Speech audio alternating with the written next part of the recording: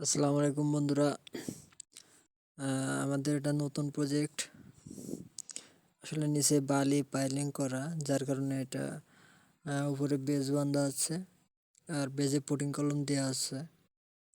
এখন পুটিং কলম বান্ধা আছে, যে পরে যেহেতু আমরা যে বিম আছে সে বিমটাও বাঁধতে দেবো। আপনারা দেখতেই পারতেছেন একা একা কি সুন্দর করে বাঁধতেছে।